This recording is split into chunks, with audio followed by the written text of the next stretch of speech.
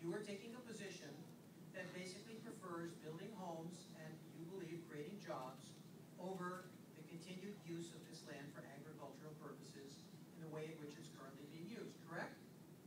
Yes. Okay.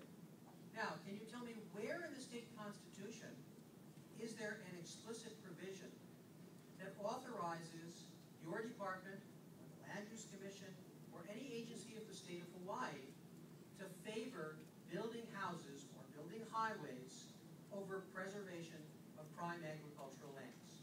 Is there such a provision anywhere? I'm going to object only, or at least to be clear, this only to the extent you know. She's being submitted as a Only to the extent you know. rather than a legal expert, so it's beyond. It's a legal question of what does the Constitution provide. It's really not within her particular scope of responsibility. Well, I only want to know what you think, but I also want to recall for the commissioners that to preface to your testimony, you talked about an understanding of what the laws of the state of Hawaii require.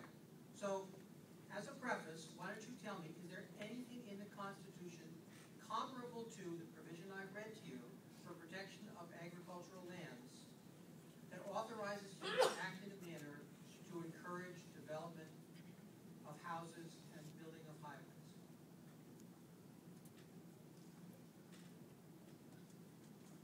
I would say that I haven't read, I don't know of a provision to that effect, but I will note that there are a number of provisions in the Constitution that call for example, protection of natural resources, protection of scenic beauty, protection of agricultural lands, and that there are a number of ways of carrying out the provisions of the Constitution, and that not every action that may perhaps on its surface might